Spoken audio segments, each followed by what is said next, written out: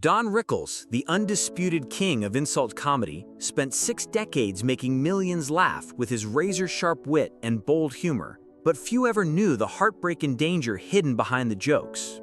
In 2024, his daughter Mindy finally broke the silence, revealing the truth behind his fearless stage persona.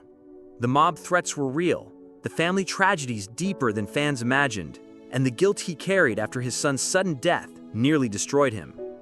Born on May 8, 1926, in Queens, New York, Don grew up in a Jewish immigrant household filled with old-world stories of struggle and survival.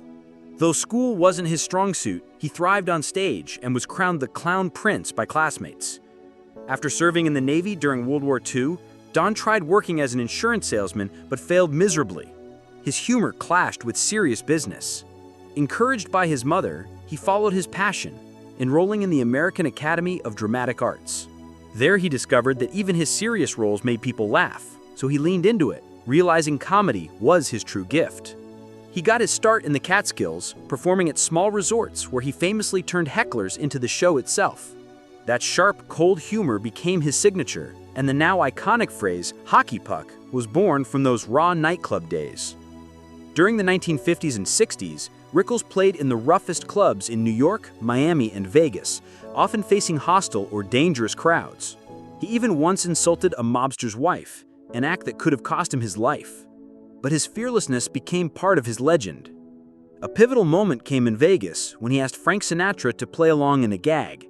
Instead of thanking him, Rickles waved him off mid-date and said, "Frank, not now. Can't you see I'm with somebody?" Sinatra laughed, and from that moment became his protector. That connection launched Rickles into the entertainment elite. He landed his first film role in 1958's Run Silent, Run Deep, alongside Clark Gable and Burt Lancaster, proving he could act seriously. But the 60s weren't kind. He got stuck in beach movies that almost ruined his career. Still, he bounced back, taking risks in darker roles like X, the Man with the X-Ray Eyes, and eventually stealing scenes in Kelly's Heroes in 1970. Rickles also dominated the Dean Martin celebrity roasts, where his lightning-fast insults left Hollywood's biggest names squirming and laughing. But behind the scenes, there was a softer man.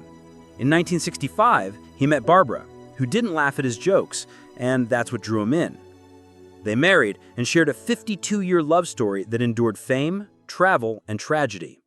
Their son Larry, who followed Don into entertainment and even won an Emmy, died unexpectedly in 2011. It devastated the family. A decade later, Barbara passed away on the exact day of their anniversary, March 14th, marking a heartbreakingly poetic end to their bond. Despite personal loss, Rickles reinvented himself in the most unexpected way, as the voice of Mr. Potato Head in Toy Story. Millions of children who had no idea about his edgy nightclub roots came to love his animated character. For his grandchildren, that voice made him larger than life. He returned for every Toy Story sequel, recording hundreds of lines for films, games, and Disney rides. Even after his death in 2017, Pixar honored him in Toy Story 4 by using archived recordings to keep his voice alive. His career, which began in smoky nightclubs, ended in children's hearts. Offstage, Rickles was known for his generosity.